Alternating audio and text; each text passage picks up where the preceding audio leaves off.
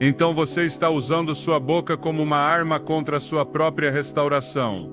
Provérbios 18:21 diz com clareza: a morte e a vida estão no poder da língua, e aqueles que a amam comerão de seus frutos.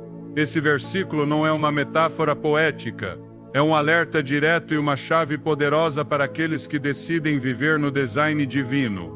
O que você pronuncia com sua língua molda, não apenas suas emoções e pensamentos, mas também as células, órgãos e sistemas do seu corpo. Porque seu corpo não é uma entidade independente, é o templo do Espírito Santo e responde à voz de quem o habita. Deus não criou a linguagem apenas para nos comunicarmos com os outros. Ele nos deu o poder de falar para manifestar realidades na terra que já foram declaradas no céu. Por isso, quando você diz: estou exausto, meu corpo não aguenta mais, com certeza estou ficando doente, você está ativando uma resposta física que não vem de uma causa médica, mas de uma confissão espiritual mal alinhada. E o mais preocupante é que muitas vezes fazemos isso de forma inconsciente. Nos acostumamos a falar a partir da reclamação, do medo, da dor, e sem saber estamos cultivando um terreno interior hostil à cura. Mas quando começamos a falar a partir da fé, da promessa, da verdade de Deus, então o corpo começa a obedecer a uma nova voz. Não é psicologia positiva, é um princípio espiritual. É o que Jesus demonstrou repetidamente ao falar com corpos quebrados e vê-los restaurados imediatamente. Vamos recordar como o próprio Jesus usava o poder de suas palavras para trazer vida onde havia morte. Em Marcos 5 encontramos a história de uma menina que havia morrido. A casa estava cheia de lamentos, a atmosfera saturada de desespero. Mas quando Jesus chegou, disse: por que tanto alvoroço e choro? A menina não está morta, mas dormindo. E embora todos zombassem dele, Jesus não mudou sua confissão. Tomou a menina pela mão e disse: Talita cumi, que significa menina, eu te digo, levanta-te. Imediatamente o corpo dela respondeu, seu espírito voltou, sua carne obedeceu à voz que trazia vida. Jesus não precisou tocá-la várias vezes nem orar por horas. Bastou falar. Porque quando você fala com autoridade espiritual e sob a direção do Espírito Santo, o corpo responde, a cura se ativa, a ordem se restaura. Esse princípio está presente desde a criação. Em Gênesis, quando a terra estava desordenada e vazia, Deus não agiu com as mãos. Ele falou: haja luz, e houve luz. O universo inteiro foi criado pelo poder de sua voz, e quando formou o ser humano, soprou nele o fôlego de vida. Não foi apenas ar, foi palavra viva, foi espírito. Isso significa que em você há uma voz depositada desde o céu, uma voz que não foi feita para repetir reclamações, mas para estabelecer o reino. Quando você fala com fé, quando declara que seu corpo está fortalecido, quando proclama que seus órgãos funcionam segundo o design de Deus, você está ativando a mesma lógica espiritual que deu origem a tudo o que existe. Mas quando você usa sua voz para amaldiçoar seu próprio corpo com palavras negativas, você entra em contradição com seu Criador. Muitos crentes oram por cura, mas anulam suas próprias orações com o que dizem logo depois. Pedem a Deus que os cure, mas comentam com resignação: acho que isso nunca vai passar ou já me acostumei a viver com essa dor. Essas frases não são apenas expressões, são decretos, e o que você decreta, você constrói. Por isso, o inimigo não precisa tocar seu corpo para te adoecer. Ele só precisa que você declare doença, que sua confissão contradiga sua fé, porque então a doença encontra um ambiente fértil para permanecer.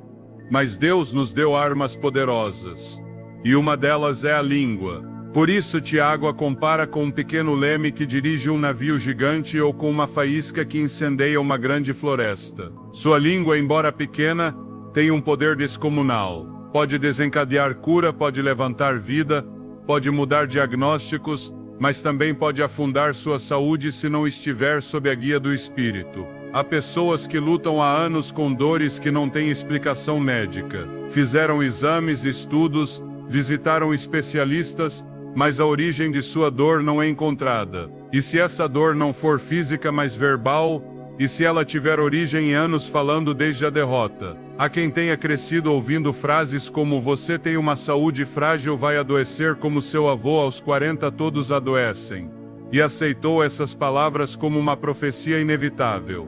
Mas hoje Deus quer quebrar esse padrão. Hoje Ele te chama a falar diferente, a declarar: meu corpo é forte porque Deus o fez forte. Cada célula responde ao design divino. O sistema imunológico que Deus colocou em mim é capaz de me proteger. Minha mente está em paz. Meus ossos se renovam. Meus órgãos se alinham com a vontade de Deus. Não porque você sinta, mas porque você crê. Porque a fé não fala a partir da evidência, fala a partir da promessa. Em Ezequiel 37 encontramos uma das visões mais poderosas de toda a Bíblia. Deus leva Ezequiel a um vale cheio de ossos secos.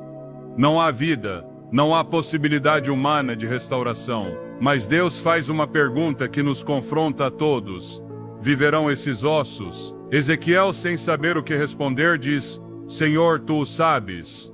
E então Deus não lhe diz: ore por eles ou toque neles. Ele diz: profetize sobre esses ossos e diga: ossos secos, ouçam a palavra do Senhor. E enquanto Ezequiel falava, os ossos começaram a se mover, se uniram, se cobriram de carne, receberam fôlego e voltaram à vida. Isso não é uma metáfora, é um modelo espiritual. Há corpos que parecem secos, sistemas que parecem exauridos, diagnósticos que parecem definitivos. Mas quando um filho de Deus se levanta e começa a profetizar vida, os ossos respondem, o corpo escuta, a carne obedece, porque foi projetado para se submeter à voz do Espírito que o habita.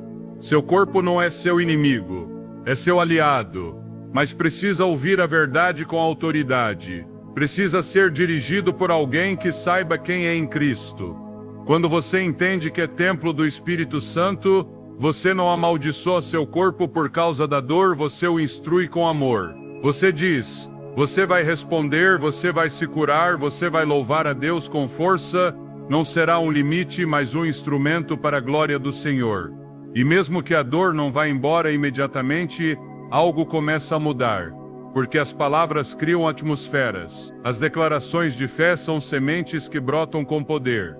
Cada vez que você diz, pelas chagas de Cristo fui curado, você não está repetindo uma frase vazia, está invocando uma transação eterna. Está trazendo ao presente o poder da cruz. Está alinhando seu corpo a uma realidade superior. Muitos grandes homens e mulheres de fé testificaram como o poder de sua confissão transformou sua saúde. Pessoas que receberam diagnósticos terminais, mas decidiram não repetir o que o mundo dizia, e sim o que Deus havia dito, e dia após dia declararam vida sobre seus corpos. Agradeceram pela cura antes de vê-la. Falaram às suas células, dirigiram-se aos seus órgãos, e o que era impossível começou a ceder, não porque eles tivessem uma força especial, mas porque alinharam sua voz com a do céu. E quando isso acontece, nenhuma doença se mantém firme, porque a palavra de Deus é vida, e vida em abundância. Davi entendia isso bem. No Salmo 113 ele fala à sua alma, mas também ao corpo: bendize, ó minha alma, ao Senhor, e não te esqueças de nenhum de seus benefícios. Ele é quem perdoa todas as tuas iniquidades, o que cura todas as tuas enfermidades. Não diz algumas, diz todas. E o declara com certeza porque sabia que sua cura não dependia de como se sentia, mas de quem era seu Deus. Quando você começa a falar com seu corpo como Davi falava com sua alma, algo desperta em você. A fé começa a fluir. A presença de Deus se ativa em cada fibra do seu ser. Porque o Espírito Santo não habita apenas no invisível, também se manifesta no físico. E uma de suas formas de agir é através das suas palavras. Hoje é o dia de romper com toda confissão negativa. Hoje é o dia de se arrepender por cada vez que você disse: estou quebrado, não aguento mais, isso nunca vai melhorar. Não porque Deus se ofenda, mas porque você se enfraqueceu com cada frase. Mas há redenção para suas palavras e há restauração para seu corpo. Você só precisa começar a falar diferente. Não espere se sentir bem para declarar cura. Declare cura até que seu corpo ouça e responda. Faça isso com firmeza, com fé, com autoridade, porque você não está sozinho. A mesma voz que falou aos ossos secos está disponível hoje para falar a sua vida. E se você não sabe o que dizer, comece com a palavra. Repita em voz alta: pelas suas chagas fomos curados. Isaías 53:5.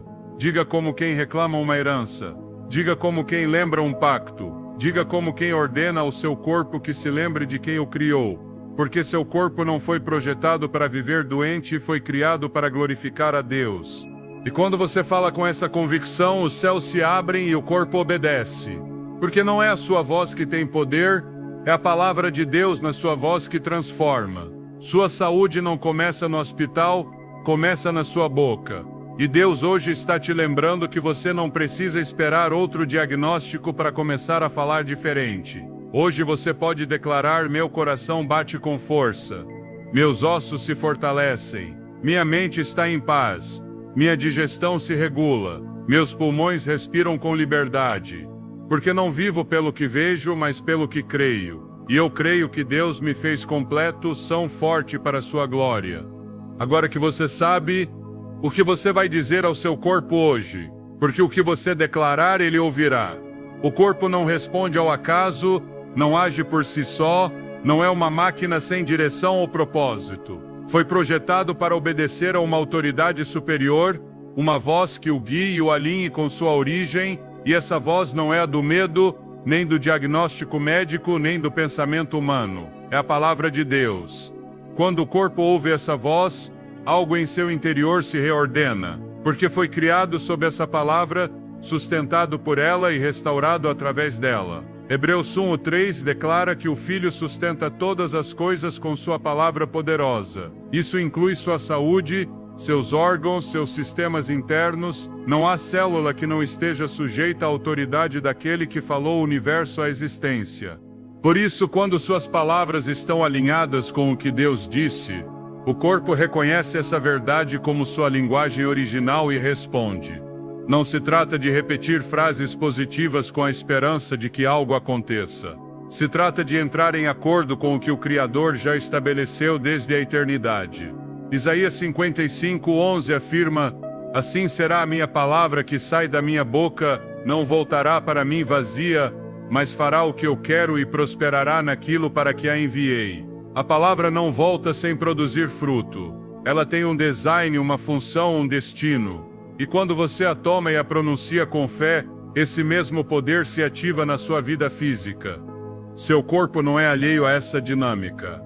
Está feito para obedecer à palavra que o formou. Quando essa palavra é dita com convicção, seu sistema nervoso responde, seu sistema imunológico se ativa, seus órgãos começam a se alinhar, porque a voz do Espírito carrega em si o plano original da sua saúde. Quando Jesus enfrentou o inimigo no deserto, não usou força física nem estratégias humanas. Usou a palavra escrita. Cada tentação foi respondida com: está escrito. Essa declaração não foi simbólica, foi uma manifestação de autoridade espiritual. Ao citar a palavra, Jesus reafirmou seu alinhamento com o propósito do Pai, e esse alinhamento trouxe vitória. No mesmo nível, quando você enfrenta um sintoma ou uma doença, sua primeira resposta não deve ser o medo nem o desespero, mas o alinhamento com o que está escrito. Se está escrito que menos suas feridas fomos curados, Isaías 53:5, então sua boca deve repeti-lo, não porque você sinta, mas porque é verdade. O corpo não espera uma explicação, espera direção, e a direção espiritual mais alta vem da palavra. Salmo 107:20 revela um princípio eterno: enviou sua palavra e os curou, e os livrou da ruína. Não foi um tratamento, não foi uma medicina, foi sua palavra. Essa palavra que é espírito e vida, como Jesus afirmou em João 6,63. Essa palavra que não é letra morta, mas viva e eficaz, mais cortante que qualquer espada de 2 gumes, que penetra até o mais profundo do ser. Hebreus 4:12. Essa é a palavra que transforma o corpo desde dentro. Não é um processo emocional nem uma sensação espiritual abstrata. É uma realidade concreta, eficaz, tangível. Quando essa palavra é recebida com fé e proclamada com autoridade, começa um processo de restauração que toca cada fibra do seu ser. Em 2 Reis 20, encontramos o relato de um rei doente. O profeta leva uma palavra da parte de Deus: ordene sua casa, porque você morrerá. Mas o rei vira o rosto, ora ao Senhor e se alinha com sua vontade. Deus ouve, e antes que o profeta saia do pátio, recebe outra instrução divina: ouvi sua oração, vi suas lágrimas. Eis que eu te curo. A reversão do diagnóstico veio com uma palavra. Não foi o profeta quem fez o milagre, foi a intervenção direta de Deus através de sua palavra. Esse modelo permanece.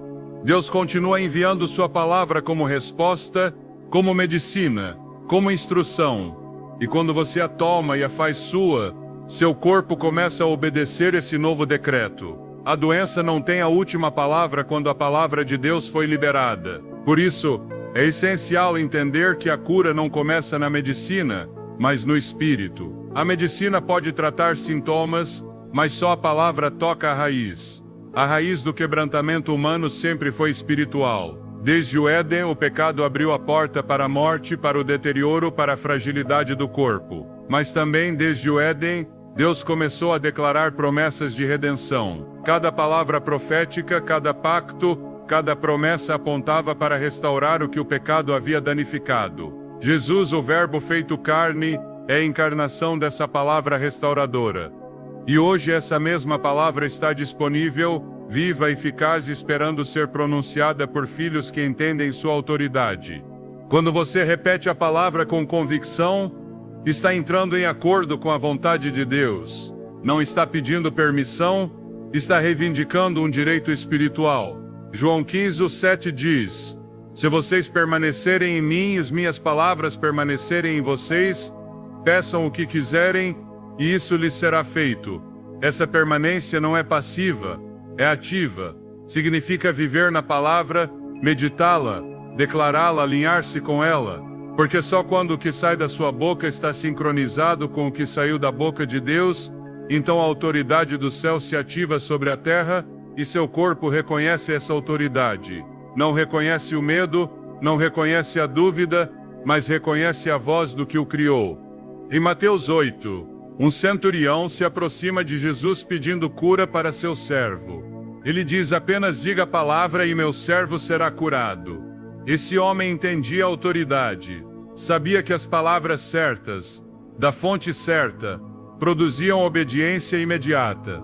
Jesus se maravilhou com sua fé, e de fato com apenas uma palavra, o servo foi curado. Não houve contato físico, não houve ritual, houve alinhamento. Uma palavra foi dita em fé, e o corpo respondeu. Esse mesmo princípio está vigente. Se você crê que uma palavra pode adoecer, também deve crer que uma palavra pode curar. Se crê que uma declaração negativa pode te enfraquecer, também deve crer que uma declaração baseada na Escritura pode te fortalecer. Em Romanos 10:17, somos ensinados que a fé vem pelo ouvir, e o ouvir pela palavra de Deus. Mas não basta ouvi-la uma vez. Ela deve ser repetida, lembrada, meditada. A alma precisa ouvi-la, mas também o corpo. Porque a fé não é apenas um ato mental, é um dinamismo espiritual que afeta toda a existência humana. E quando essa fé ativa, o corpo não tem outra opção senão se alinhar, porque já não está sendo governado pelas emoções ou pelo temor, mas pela verdade que permanece para sempre. O corpo foi projetado para a verdade, e a verdade em sua forma mais pura é a palavra. Quando o salmista declara em Salmo 119:93, nunca me esquecerei dos teus mandamentos, porque com eles me tens vivificado, ele está reconhecendo que a vida não vem de uma sensação, mas de uma instrução. Vivificar significa dar vida, restaurar, renovar. Essa vivificação não ocorre no abstrato, ocorre na mente, na alma, no corpo, porque a palavra não se limita a uma área da sua vida, ela transforma tudo. Se você vive conforme o que Deus disse, seu corpo o manifestará, porque o corpo não pode resistir por muito tempo à verdade. Pode ter sintomas, pode apresentar resistência, mas eventualmente se submete, porque sua estrutura original foi criada por essa mesma voz que hoje você pode declarar. Em Jeremias 1:12 o Senhor diz ao profeta: eu velo sobre a minha palavra para cumprir. Essa vigilância não é passiva, é ativa, constante, determinada. Deus está atento a toda palavra que sai de sua boca. E quando alguém na terra a repete com fé, ele age. Essa ação não se limita ao espiritual, abrange o físico, porque sua glória não se manifesta apenas na alma restaurada, mas também no corpo curado. Quando você entende isso, não fala mais por emoção, fala por revelação. E cada palavra que você pronuncia se torna um canal de vida, um agente de transformação, uma semente eterna que não volta vazia. A alinhamento com a palavra não é uma sugestão, é uma necessidade, porque fora dela tudo perde sentido. O corpo pode estar vivo, mas sem propósito. Pode estar em movimento, mas desconectado do plano divino. Só a palavra lhe devolve sua direção, seu destino, sua essência. Por isso, cada vez que você lê a Escritura, faça-o com a convicção de que está alimentando seu corpo tanto quanto seu espírito. Não é um ato religioso, é um ato vital. É medicina celestial que entra pelos seus olhos, pela sua boca, pela sua fé e produz um efeito que nenhuma substância terrena pode igualar, porque não foi criada por mãos humanas, mas pelo fôlego do Criador. Quando Jesus curou o paralítico em Marcos 2, disse: levanta-te, toma o teu leito e anda. Essa instrução foi clara, direta, cheia de autoridade. Não houve necessidade de explicar nem de convencer. A palavra foi suficiente. O corpo obedeceu porque reconheceu a voz de sua origem. Esse mesmo padrão se repete uma e outra vez nas Escrituras. A palavra não apenas informa, transforma, não apenas consola, ordena, não apenas ensina, liberta. E quando essa palavra é pronunciada por alguém que crê, o corpo se rende. Não porque seja fraco, mas porque foi criado para se submeter à verdade. A chave não está em quanto você fala, mas no que você fala. Não está em repetir por repetir, mas em declarar desde a certeza. Quando você fala a partir da palavra, está liberando uma força que não vem de você, mas do céu. E essa força não se limita ao espiritual, penetra o físico, o repara, o reestrutura, o renova, porque assim foi desde o princípio e assim será pela eternidade. O céu e a terra passarão, mas sua palavra não passará, e tudo que você alinhar com ela será sustentado, restaurado, vivificado. Se seu corpo precisa de direção, não a dê com temor, dê com a palavra. Não fale a partir do que vê, mas do que está escrito. Não se baseie no que sente, mas no que Deus disse. Porque sua palavra não muda, não envelhece, não perde eficácia. E quando você se alinha com ela, tudo em você começa a refletir sua glória, do invisível ao tangível, do espiritual ao físico, porque a palavra não tem limites, só precisa ser crida e proclamada com poder, com verdade e com fé.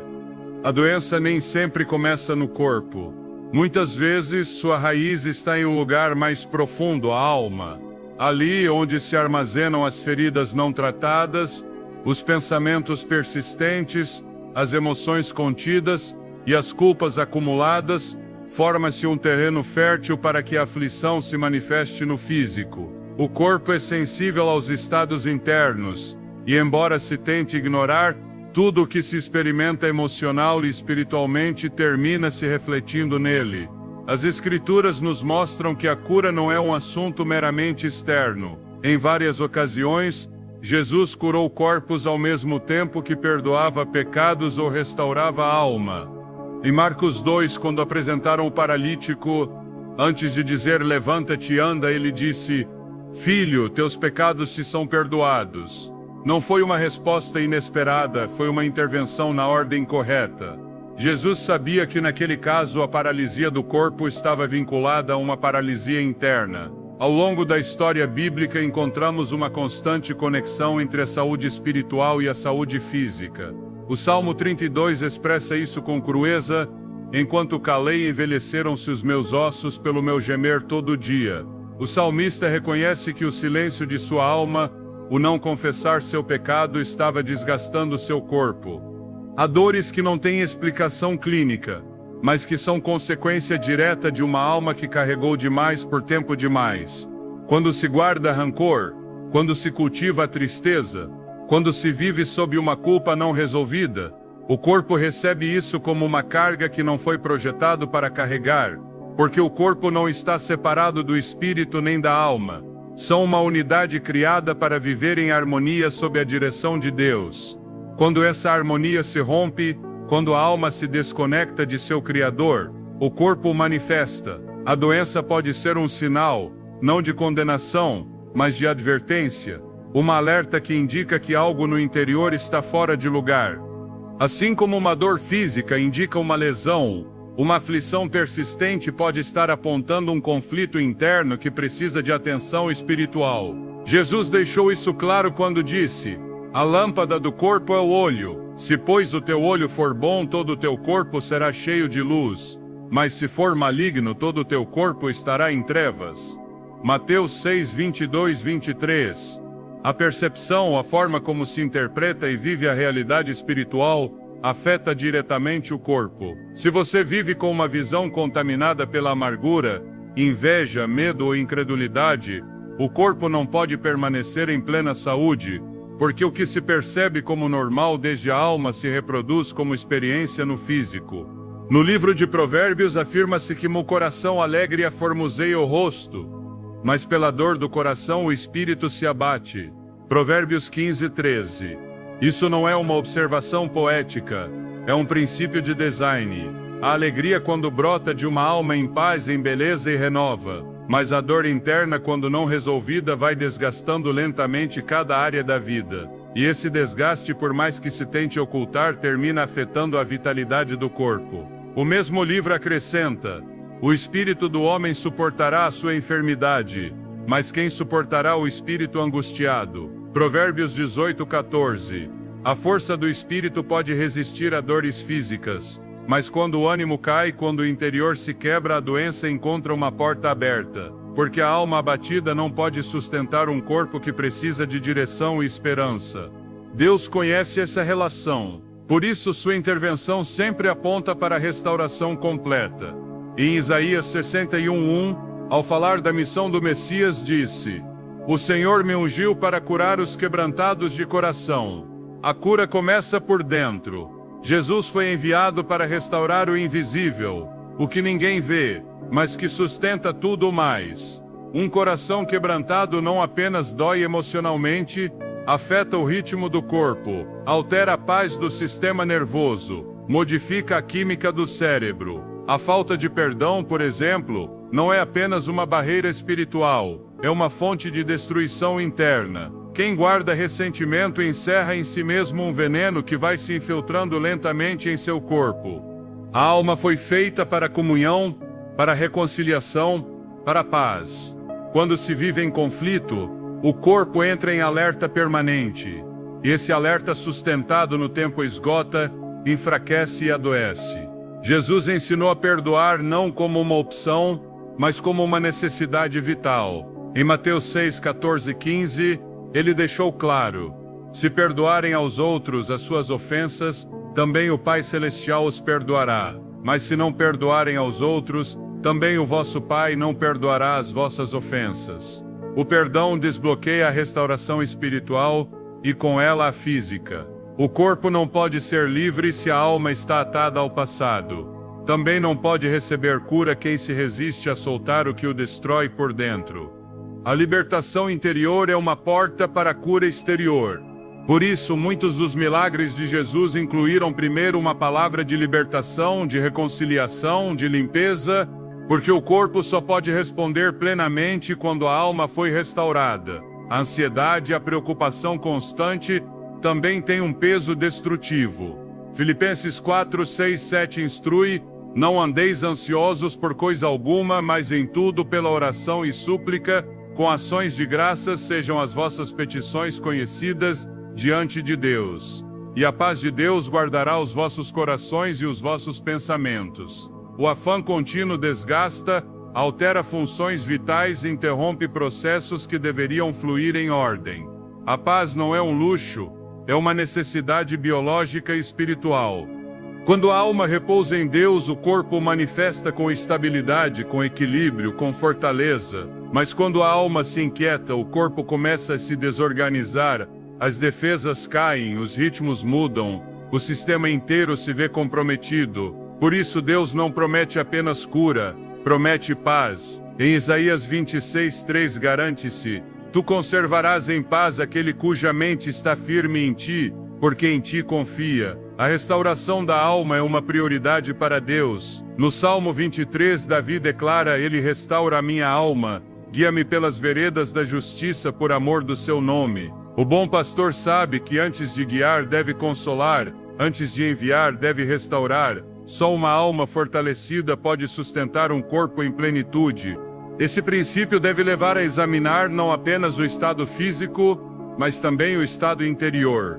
Há feridas abertas, conflitos não resolvidos, pensamentos que se repetem e contaminam. Tudo isso tem um impacto direto sobre o corpo. E Deus, em sua misericórdia, não quer apenas aliviar sintomas, quer curar desde a raiz. A alma foi projetada para viver em comunhão com o Espírito de Deus.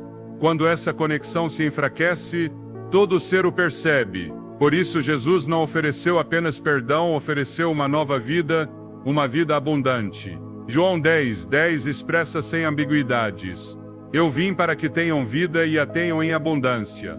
Essa vida não se limita à alma, se estende ao corpo, à mente, a cada área da existência. Mas para recebê-la, a alma deve ser aberta, disposta, livre de amarras. A liberdade interior é a plataforma onde se constrói a saúde exterior. Não se pode viver em plenitude com uma mente dividida nem com um coração endurecido. O corpo reflete tudo, e se o que reflete é desordem, é tempo de voltar à ordem do Criador. No Evangelho de João, Jesus encontra um homem que estava enfermo há 38 anos. Ele pergunta algo que parece óbvio: queres ser curado? João 5:6. A pergunta não é superficial, é uma convite para revisar a vontade interior. Porque há quem, sem dizer, se acostumou a viver doente. Sua alma se adaptou à dor, ao medo, à reclamação. E até que não haja um desejo genuíno de restauração interior, o corpo não terá força para responder. A cura começa com uma decisão espiritual, com um sim profundo, consciente, comprometido. Quando a alma se levanta com fé, o corpo encontra uma nova direção. Deus conhece cada canto do ser humano. Não apenas examina o externo, perscruta o coração. Em 1 Samuel 16:7, afirma-se que o homem olha o que está diante de seus olhos, mas o Senhor olha o coração. Ele sabe quando a dor física é apenas uma expressão de uma dor mais profunda. E sua resposta é integral. Não cura por partes, cura o todo. Por isso, cada vez que se busca cura, também se deve buscar verdade. Verdade sobre o que se guarda, sobre o que se teme, sobre o que ainda não foi entregue. Porque nesse ato de sinceridade começa a verdadeira restauração. A conexão entre corpo, alma e espírito é inquebrável. Não se pode curar um sem atender ao outro. E Deus proveu uma solução completa. Em 3 João 2, expressa-se um desejo claro: amado, desejo que te vá bem em todas as coisas, e que tenha saúde, assim como prospera a tua alma. A saúde física está relacionada com a prosperidade da alma. Não uma prosperidade material, mas uma prosperidade de paz, de clareza, de comunhão com Deus. Quando a alma prospera, o corpo floresce. Quando a alma encontra seu lugar no design divino, o corpo encontra estabilidade. É tempo de reconhecer que a cura não é um evento externo. É uma restauração que começa dentro, na alma, no espírito, na relação com Deus, e desde ali flui para o corpo. Não basta desejar se sentir melhor. É necessário render o que está quebrado, permitir que a verdade penetre e deixar que o Espírito Santo ilumine o oculto, porque só a luz pode dissipar as trevas. E onde há luz, há vida. Onde há verdade, há restauração. Onde há perdão, há liberdade. E nessa liberdade o corpo encontra seu lugar, não como inimigo, mas como reflexo de uma alma que foi tocada por Deus. Assim começa a verdadeira cura. Assim se ativa o design original. Assim responde o corpo quando a alma volta ao seu Criador. Jesus não trouxe apenas palavras de consolo nem ensinamentos para a alma. Sua voz tinha poder sobre o físico. Quando falava, os corpos respondiam, as doenças cediam, os sentidos se restauravam, os mortos se levantavam. Sua autoridade não era apenas espiritual, era integral. Porque ele não veio salvar almas no abstrato, mas redimir o ser humano completo. Sua voz não se limitava aos céus, ressoava nos ossos, na pele e nos órgãos. O que dizia não era uma sugestão para o corpo enfermo, era uma ordem revestida de soberania. Cada vez que abria a boca, o criado se sujeitava. Os corpos sabiam quem falava, embora as multidões não entendessem. A matéria reconhecia seu Criador. Por isso, quando Jesus dizia, "Sê limpo", a lepra fugia. Quando dizia, "Abre teus olhos", a vista voltava. Quando dizia, "Levanta-te", as pernas quebradas recuperavam força. Sua forma de falar ao corpo não era uma fórmula. Não usava rituais repetitivos nem frases mágicas. O que fazia era restaurar o ordem divino. Sua voz corrigia o caos. Onde havia deformidade, restaurava o design. Onde havia paralisia, reinstaurava movimento. Onde havia morte, proclamava vida. E tudo fazia mediante o poder da palavra. Não porque as palavras em si mesmas tivessem poder humano, mas porque procediam da verdade eterna. Não falava desde a necessidade, falava desde a autoridade, não suplicava por cura, a anunciava, não raciocinava com a dor, a confrontava. O corpo não tinha opção. Quando o Filho de Deus falava, o corpo obedecia. Esse padrão é constante nos evangelhos. Jesus encontra um homem cego de nascimento e, após untar lama em seus olhos, diz, "Vai, lava-te no tanque de Siloé." O milagre não ocorre pela lama nem pela água. Ocorre porque uma palavra foi liberada. O corpo precisava ouvir o que a voz de Deus dizia para ativar sua restauração. Em outra ocasião, um surdo mudo é levado a ele. Jesus coloca os dedos nos ouvidos do homem, toca sua língua e diz, "Éfata", que significa Marte, e imediatamente seus ouvidos se abrem, sua língua se solta. Essa palavra não foi um símbolo, foi uma ordem celestial. Foi um decreto que os sentidos entorpecidos por anos de limitação não puderam resistir. O poder de Jesus sobre o corpo não estava limitado pela gravidade do caso. Curou febre, mas também lepra. Restaurou mobilidade, mas também ressuscitou mortos. Não havia condição que superasse o alcance de sua voz. Em cada cena, sua palavra demonstrava que o corpo humano não está condenado à degradação permanente, mas pode responder à intervenção divina. E o mais revelador é que Jesus não operava apenas por compaixão, o fazia como cumprimento do plano de Deus para a humanidade. Sua voz sanadora não era uma exceção, era a norma do reino. O que ocorria cada vez que falava ao corpo era uma demonstração do que Deus quer fazer, restaurar completamente. Quando se examina sua forma de agir, percebe-se uma intenção deliberada. Jesus não precisava impor mãos sempre, nem estar presente fisicamente. Às vezes, curava à distância. No caso do servo do centurião, bastou uma palavra dita de longe. Jesus não precisou tocar o enfermo, nem observá-lo, nem ouvir sua voz, simplesmente disse, "Vai, e como creste, assim te seja feito." E naquele mesmo momento o corpo do servo foi restaurado. Essa ação revela algo profundo. O corpo humano pode receber ordens divinas, embora a distância o separe do emissor, porque o que cura não é a proximidade física, mas a autoridade espiritual. Onde está a fé, ali se ativa a obediência corporal. E onde está a palavra de Deus, ali se desencadeia o milagre. Jesus sabia que suas palavras eram espírito e vida. Ele declarou isso em João 6,63. Não falava desde a emoção, mas desde a eternidade. Sua voz tinha o poder de reorganizar o que estava em desordem. Em uma ocasião, enquanto uma multidão o pressionava, uma mulher tocou a orla de seu manto. E embora não tivesse havido uma palavra direta antes do toque, Jesus pronunciou depois uma afirmação que selou sua restauração. "Filha, a tua fé te salvou, vai em paz e fica livre do teu mal." O corpo da mulher já havia respondido ao contato, mas foi a palavra de Jesus que confirmou sua cura. Sua voz não apenas cura, também estabelece o que foi restaurado. Não deixa espaço para dúvida. Onde ele fala, a restauração se afirma. Cada palavra sua era como uma semente perfeita, semeada em terreno fértil. Os corpos receptivos eram esses terrenos, e o fruto era a cura visível. Quando disse ao homem da mão seca, estende a tua mão, não foi uma sugestão terapêutica, foi uma ordem carregada de poder. O homem obedeceu, e seu corpo, que antes não respondia, o fez sem resistência. Não houve intervenção médica, nem período de recuperação, apenas uma palavra precisa, nascida no céu, dirigida ao lugar exato do quebrantamento. Isso foi suficiente para reverter anos de impossibilidade. O corpo humano, embora corrompido pelo pecado e marcado pelo desgaste do tempo, segue sendo sensível à voz do Criador.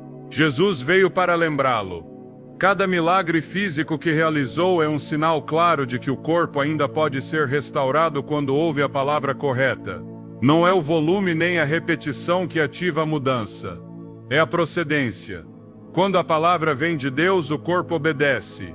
E quando o ser humano fala com fé, sob a autoridade do nome de Jesus, esse mesmo padrão pode se manifestar. Jesus não agia ao acaso. Cada encontro tinha um propósito. Quando curou o homem no tanque de Betesda, o fez com uma instrução breve e poderosa. Levanta-te, toma o teu leito e anda. Aquele corpo, imóvel por 38 anos, não precisou de terapias prévias nem motivações humanas. Só ouviu uma voz que portava a vida e obedeceu. Essa cena mostra que o tempo não limita Deus. Anos de deterioração não impedem a restauração instantânea quando a palavra correta é pronunciada. Não importa quanto tempo o corpo tenha estado limitado. Se lhe falarem com autoridade, se a palavra proceder do alto, o corpo responderá. Em cada intervenção de Jesus, percebe-se que a linguagem do corpo é a linguagem do reino. Não se trata de técnicas nem de processos científicos. Trata-se de recuperar o ordem original, de voltar ao design perdido. A palavra falada por Jesus restituía o que o pecado havia corrompido. E não o fazia apenas como um gesto de bondade, mas como um ato de justiça. Porque é justo que o corpo obedeça à voz que o formou. É justo que a criação responda ao seu Criador. Por isso a cura não era um ato caprichoso, mas uma manifestação de justiça divina. Onde estava o torto, a palavra endireitava. Onde havia ruína, a palavra reconstruía. O corpo foi feito para glorificar a Deus. Quando Jesus o restaurava, o devolvia ao seu propósito. Um corpo que pode caminhar, ver, ouvir, falar, mover-se com liberdade. Um corpo que pode louvar. Por isso, após cada milagre, seguia-se a adoração. O cego que recuperou a vista, o coxo que começou a andar, o leproso que foi limpo, todos respondiam com gratidão, com reconhecimento, porque sabiam que seus corpos haviam sido tocados por uma palavra que vinha de além do natural, uma palavra que não apenas curava, mas despertava consciência. Porque não se trata apenas de estar são, mas de saber por que se foi restaurado. A cura não é o fim, é o meio para viver em propósito, para dar glória a quem tem o poder de restaurar o impossível. Hoje, essa voz segue viva. Não ficou nos evangelhos, não se limitou ao passado. A palavra de Jesus segue sendo espírito e vida. Seu poder não diminuiu. O que ele falou então segue ativo hoje. O que ordenou na Galileia segue ressoando nos corpos que estão dispostos a crer. Sua palavra não está morta. Sua autoridade não se enfraqueceu. Ele segue falando, e quando sua voz é proclamada, o corpo ouve, não por costume, mas por design, porque foi criado para responder a essa voz, porque reconhece quem lhe fala, e quando o faz, se alinha, se ordena, se renova. O segredo está em não limitar o que ele pode fazer. Se Jesus falava aos corpos com esse poder, é porque o corpo não é terreno alheio para o reino. É parte do plano, é parte da glória, é parte do testemunho. Por isso, falar ao corpo desde a palavra não é presunção, é obediência. Quando você declara cura, quando ordena ao corpo que se alinhe com a vontade de Deus, está replicando o que Jesus fez. Não se trata de imitar sem sentido, mas de agir sob a mesma autoridade que ele delegou. Porque quem fala desde seu nome, sua voz segue tendo poder, sua palavra segue restaurando, sua autoridade segue vigente. E se ele falou aos corpos, hoje também o faz, não com menos força, não com menos propósito, mas com o mesmo desejo de que cada corpo seja um instrumento vivo de adoração e testemunho. Porque tudo que foi tocado por sua voz não pode seguir igual. Deve responder, deve se alinhar, deve curar. A gratidão e o louvor não são simples expressões emocionais, são armas espirituais que transformam atmosferas e restauram corpos. Quando a alma se levanta em agradecimento, o corpo reage. Há algo no ato de louvar a Deus que ordena o interno e o externo. A Bíblia confirma isso de forma constante. No Salmo 103, o salmista não apenas bendiz a Deus com sua alma, mas lembra com firmeza: Ele é quem perdoa todas as tuas iniquidades, o que cura todas as tuas enfermidades. Não há divisão entre perdão e cura, entre o espírito e o corpo. O louvor não é um ato desconectado da realidade física. É uma manifestação de fé que provoca reação em todo o ser. A gratidão não é uma emoção passageira, é uma disciplina que harmoniza o espiritual com o físico.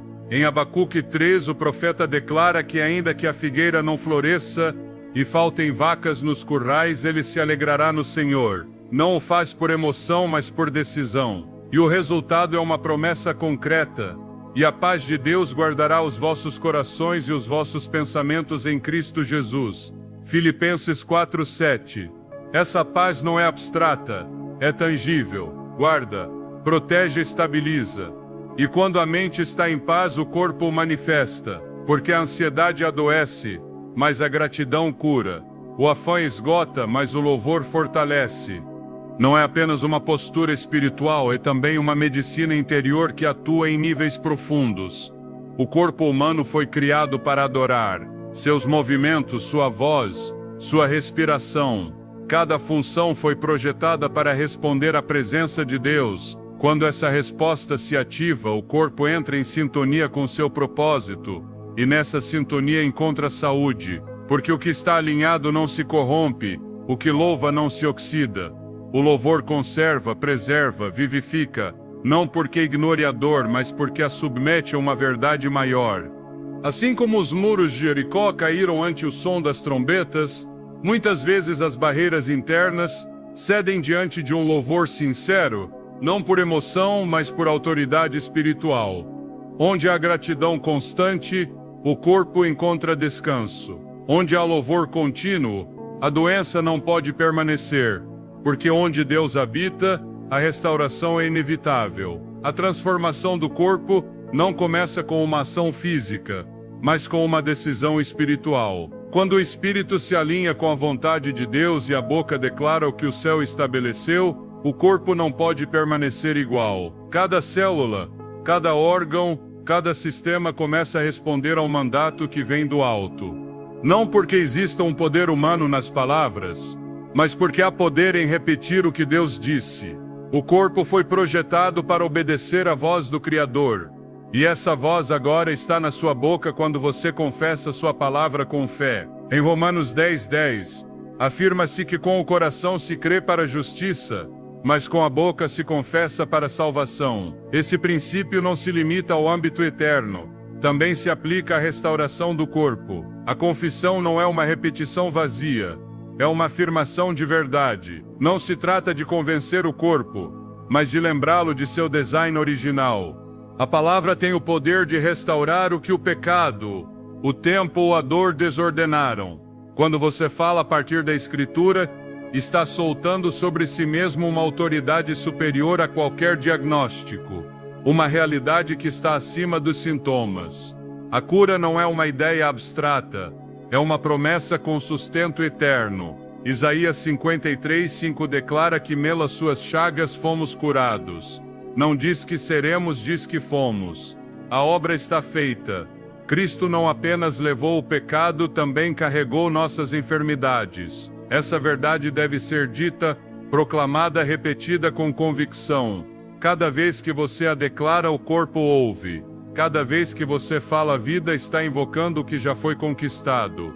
A fé não cria realidades novas, ativa as que Deus já estabeleceu. Começar essa transformação exige consistência. Não é uma declaração ocasional, é uma disciplina diária. Assim como se alimenta o corpo com constância, a alma e o espírito também devem ser nutridos. A palavra não atua como um evento isolado, atua como um processo vivo. Provérbios 4, 20 e 22 instrui: Filho meu, atenta para as minhas palavras, porque são vida para os que as acham e saúde para todo o seu corpo. Aí está o segredo. As palavras de Deus são medicina, não simbólica, mas literal. Ao pronunciá-las com fé, algo se ativa, e essa ativação não depende da força humana, mas do respaldo divino que cada palavra contém. O corpo responde à liderança espiritual. Se o espírito está alinhado e a língua declara o correto, o corpo segue. Não porque entenda, mas porque... A palavra de Deus não deixa margem para dúvidas sobre esta realidade espiritual. Em Romanos capítulo 8, versículo 6, as Escrituras declaram com autoridade divina: a mentalidade da carne é morte, mas a mentalidade do Espírito é vida e paz. Observe que o texto não fala sobre ações ou comportamentos externos. Ele fala sobre mentalidade, fala sobre o governo da mente, porque Deus, em sua infinita sabedoria, sabia que a verdadeira batalha da vida cristã seria travada no território dos pensamentos, no reino das ideias, no campo onde se decide se daremos ouvidos à voz do Pai Celestial ou às mentiras sussurradas pelo príncipe das trevas. Quando o apóstolo Paulo escreveu estas palavras sob inspiração do Espírito Santo, ele estava revelando um princípio fundamental do reino de Deus. Nossa mente determina nossa experiência de vida.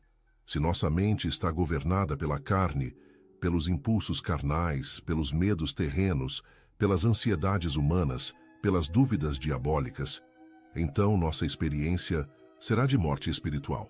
Não necessariamente morte física, mas morte da alegria, morte da paz, morte da esperança, morte da fé que move montanhas.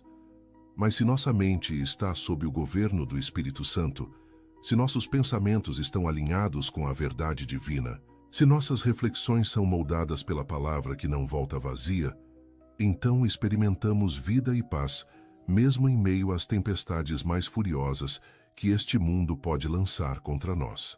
Mas como chegamos a este ponto, meus queridos irmãos? Como chegamos a uma geração de cristãos que conhecem as doutrinas da fé, que participam dos cultos e conferências, que cantam os hinos de louvor, mas que vivem atormentados por pensamentos que os mantêm prisioneiros de fortalezas mentais que parecem indestrutíveis? A resposta está na ignorância espiritual sobre a natureza desta guerra. Satanás, o enganador das nações, descobriu há muito tempo que não precisa derrubar um cristão fisicamente se conseguir vencê-lo mentalmente primeiro. Ele não precisa destruir seu corpo se conseguir aprisionar sua mente. Ele não precisa tirar sua vida se conseguir roubar sua paz, sua alegria, sua esperança e sua confiança no Deus Todo-Poderoso. O diabo é um estrategista astuto. Ele estudou a natureza humana desde o Jardim do Éden e aprendeu que a mente humana é o portal através do qual toda a experiência de vida é filtrada. Ele descobriu que se conseguir plantar uma mentira na mente de uma pessoa e fazer com que ela acredite nesta mentira como verdade, então poderá controlá-la sem que ela nem mesmo perceba que está sendo manipulada. É por isso que Jesus disse, em João capítulo 8, versículo 44, que o diabo é mentiroso e pai da mentira. Não é que ele ocasionalmente conta mentiras. Não é que ele às vezes distorce a verdade. Ele é a própria essência da mentira. Toda palavra que sai da boca do inimigo é uma distorção maliciosa da verdade de Deus. E quais são essas mentiras que ele planta dia e noite na mente dos filhos de Deus? Você não tem valor. Deus está desapontado com você. Você nunca vai conseguir vencer este pecado. Sua situação não tem solução. Você é um fracasso como cristão. Deus não se importa com seus problemas. Você está sozinho nesta luta. É melhor desistir porque nada vai mudar. Você já decepcionou Deus tantas vezes que ele perdeu a paciência com você. Outros cristãos são melhores que você. Sua fé é fraca demais. Você deveria ter vergonha de si mesmo. Essas mentiras, amados irmãos, são como sementes venenosas plantadas no solo fértil de uma mente que não está protegida pela verdade da palavra de Deus. Mas permaneça comigo até o fim desta mensagem, porque há esperança para todo aquele que se encontra aprisionado nesta batalha mental. Não saia desta mensagem sem compreender que Deus tem um plano de libertação para sua mente. Mesmo quando tudo parecer perdido, mesmo quando os pensamentos de derrota martelarem sua consciência como ondas furiosas contra as rochas, há um propósito por trás de cada lágrima que você derramou em secreto, por trás de cada noite insone, lutando contra vozes de condenação, por trás de cada momento em que você questionou se Deus realmente se importa com sua dor. A verdade que o inimigo não quer que você descubra é que esta batalha mental não é evidência de que você é um cristão fracassado. Na verdade, é evidência de que você é uma ameaça para o reino das trevas. Satanás não gasta tempo e energia atacando aqueles que já estão sob seu controle. Ele concentra seus esforços mais intensos contra aqueles que têm potencial para causar dano real ao seu império de mentiras. Ele ataca com mais ferocidade aqueles que Deus chamou para propósitos específicos em seu reino. Ele investe seus recursos mais poderosos contra aqueles que, uma vez libertos, se tornarão instrumentos de libertação na vida de outros. Pense sobre isso por um momento. Por que você acha que Satanás enviaria seus demônios mais astutos para atormentar a mente de alguém que não representa ameaça alguma para seu reino? Por que ele gastaria energia preciosa plantando mentiras na mente de alguém que já está vivendo em derrota? A intensidade da batalha mental que você enfrenta é proporcional ao propósito que Deus tem para a sua vida. Quanto maior o plano de Deus para você, mais intensa será a oposição do inimigo. Quanto mais significativo o impacto que você está destinado a causar no reino de Deus, mais desesperada será a tentativa de Satanás de mantê-lo prisioneiro de fortalezas mentais. Mas como essas fortalezas são construídas em nossa mente? Como uma pessoa que genuinamente entregou sua vida a Cristo pode encontrar-se aprisionada por pensamentos que contradizem tudo o que ela sabe ser verdade sobre o caráter de Deus? A resposta está na compreensão de que nossa mente, mesmo depois de nascermos de novo, ainda carrega as cicatrizes de anos de programação mundana. Durante anos, antes de conhecermos a Cristo, nossa mente foi bombardeada por filosofias humanas, conceitos seculares, valores distorcidos e padrões de pensamento que são completamente opostos à verdade de Deus. Quando nos tornamos cristãos, nosso espírito é instantaneamente regenerado. Tornamo-nos novas criaturas em Cristo Jesus. Mas nossa mente, nossos padrões de pensamento, nossas reações emocionais automáticas não são automaticamente transformados. Eles precisam ser renovados.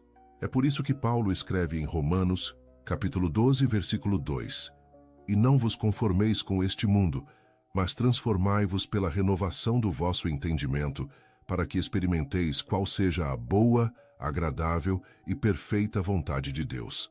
A palavra transformai-vos no grego original é metamorfose, a mesma palavra usada para descrever a transformação de uma lagarta em borboleta. É um processo, não um evento instantâneo. Esta renovação da mente é uma responsabilidade nossa, não de Deus. Deus nos deu sua palavra, seu Espírito e sua graça. Mas nós precisamos escolher ativamente cooperar com o processo de transformação mental. Precisamos escolher rejeitar os pensamentos que não se alinham com a verdade de Deus e abraçar conscientemente os pensamentos que refletem seu caráter e suas promessas. Mas aqui está onde muitos cristãos falham. Eles esperam que Deus faça por eles o que Ele os capacitou a fazer por si mesmos. Imagine um soldado no campo de batalha que possui todas as armas necessárias para vencer o inimigo, mas que escolhe não usá-las porque espera que alguém lute a batalha por ele. Este soldado não apenas permanecerá derrotado, mas também permitirá que o inimigo avance e conquiste território que deveria estar sob seu controle. Da mesma forma, muitos cristãos vivem derrotados mentalmente, não porque não têm as armas espirituais necessárias, mas porque não entendem como usá-las ou escolhem não usá-las. A palavra de Deus em 2 Coríntios, capítulo 10, versículos 4 e 5, nos dá uma revelação poderosa sobre as armas à nossa disposição. As armas da nossa milícia não são carnais, mas poderosas em Deus para a destruição de fortalezas, derrubando raciocínios e todo o orgulho que se levanta contra o conhecimento de Deus, levando cativo todo pensamento à obediência de Cristo. Note que as Escrituras falam sobre destruição de fortalezas. Uma fortaleza é uma estrutura defensiva construída para proteger algo valioso e repelir invasores.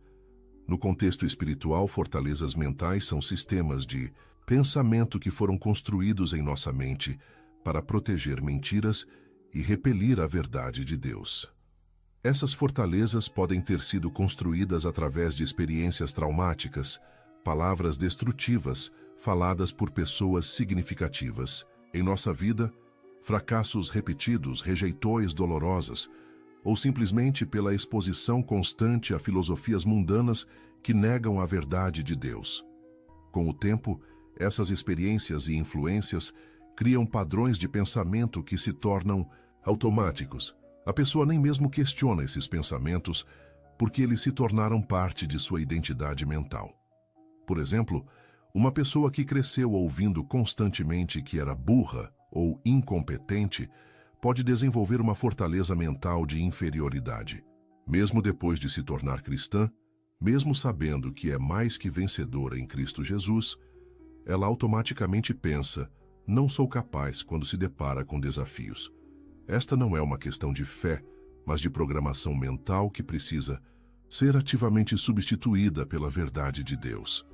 Outra pessoa que foi repetidamente rejeitada ou abandonada pode desenvolver uma fortaleza mental de rejeição. Mesmo sabendo que Deus a ama incondicionalmente, ela automaticamente interpreta as ações de outras pessoas através das lentes da rejeição. Quando alguém demora para responder uma mensagem, ela pensa, esta pessoa não gosta de mim. Quando não é convidada para um evento, ela conclui, ninguém me quer por perto. Esta fortaleza de rejeição filtra toda a sua percepção dos relacionamentos e impede que ela experimente a plenitude do amor de Deus.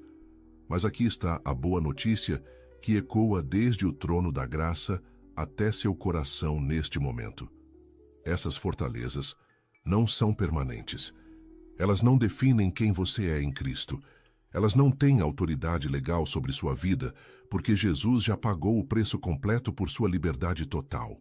As Escrituras declaram que as armas da nossa milícia são poderosas em Deus para destruir essas fortalezas.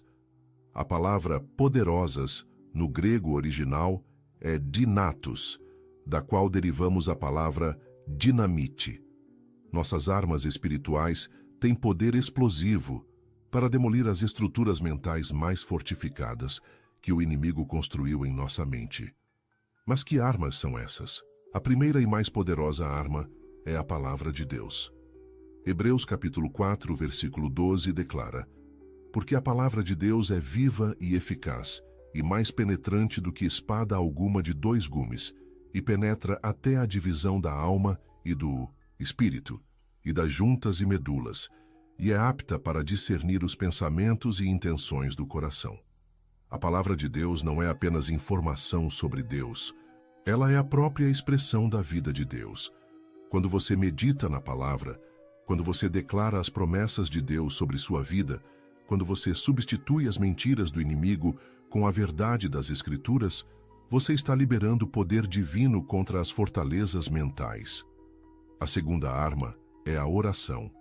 Não a oração como ritual religioso, mas a oração como comunhão íntima com Deus, onde você expõe seus pensamentos ao Senhor e convida o Espírito Santo para revelar as áreas onde sua mente precisa ser renovada. Filipenses, capítulo 4, versículos 6 e 7 nos instruem: Não estejais inquietos por coisa alguma, antes as vossas petições sejam em tudo conhecidas diante de Deus pela oração e súplicas, com ação de graças. E a paz de Deus, que excede todo o entendimento, guardará os vossos corações e os vossos sentimentos em Cristo Jesus. A paz de Deus tem poder para guardar não apenas nosso coração, mas também nossos sentimentos, nossa vida mental e emocional.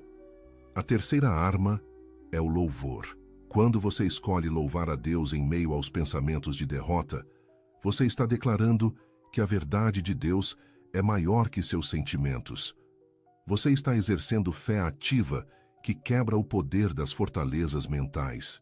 O salmista Davi sabia disso quando escreveu no Salmo 149, versículo 6. Estejam na sua boca os altos louvores de Deus e na sua mão espada de 2 gumes. O louvor e a palavra de Deus trabalham juntos como armas de guerra espiritual. Mas mesmo quando tudo parecer perdido, mesmo quando as vozes da dúvida sussurrarem que você nunca conseguirá ser livre, há um propósito por trás de cada lágrima que você derramou questionando por que sua mente ainda é um campo de batalha. Deus está usando esta própria batalha para fortalecê-lo, para ensiná-lo a usar as armas espirituais que Ele colocou à sua disposição, para prepará-lo para liberar outros que enfrentam as mesmas prisões mentais que um dia o mantiveram cativo. Pense nas histórias bíblicas de grandes homens e mulheres de Deus que enfrentaram batalhas monumentais contra o desespero e a dúvida.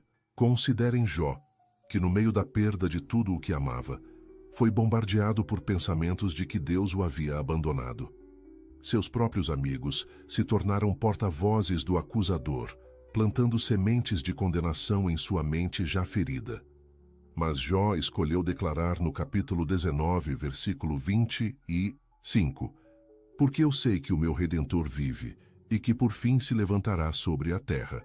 Mesmo quando sua mente foi assaltada por dúvidas, Jó ancornou sua declaração na verdade sobre o caráter de Deus. Considerem Davi, o homem segundo o coração de Deus, que escreveu muitos dos salmos em momentos de profunda angústia mental. No Salmo 42, versículos 5 e 6, ele revela sua estratégia para lidar com pensamentos depressivos. Por que estás abatida, ó minha alma, e por que te perturbas em mim? Espera em Deus, pois ainda o louvarei pela salvação da sua presença. Deus meu, a minha alma está abatida em mim. Davi conversava com sua própria alma, recusando-se a aceitar passivamente os pensamentos de desânimo que assaltavam sua mente. Considerem o profeta Elias, que depois de uma poderosa vitória espiritual no Monte Carmelo, fugiu para o deserto porque uma mulher ameaçou sua vida. Sob uma árvore, ele orou pedindo para morrer, dizendo: Basta, toma agora, ó Senhor, a minha vida. Este era um homem que havia ressuscitado mortos, fechado os céus por 3 anos e meio, e chamado Fogo do Céu, mas que ainda lutou contra pensamentos de derrota e desesperança. Deus não o condenou por esta batalha mental. Ao invés disso, ministrou a ele com ternura, alimentou-o, permitiu que descansasse e gentilmente o restaurou ao ministério. Estas histórias nos ensinam que a batalha mental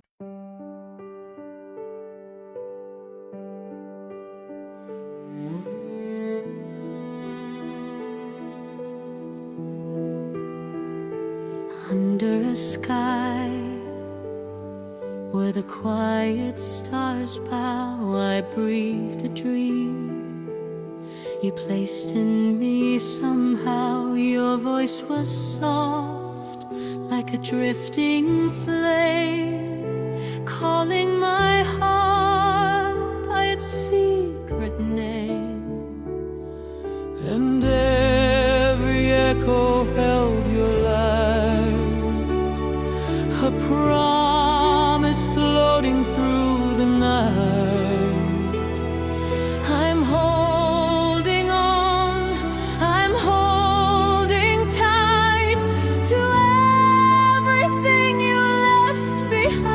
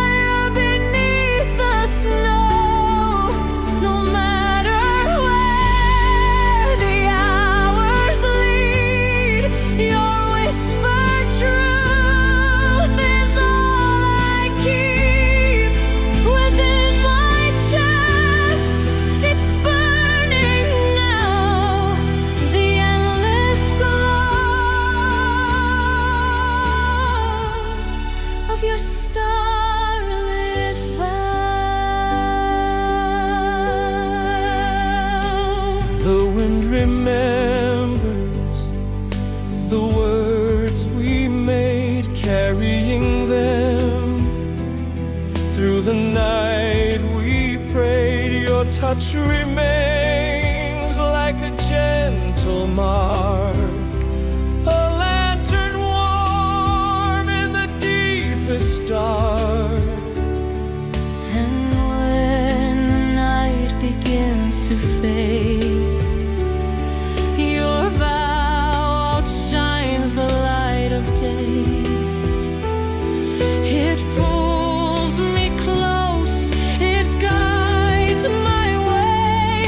Through every shadow I escape. Your starlit vow still follows me across the dark, across the sea. A silver line I can't let go, a quiet fire beneath the snow. No matter where the hours lead, your whispered truth is all I keep within my chest. It's burning now, the endless glow of your starlit vow.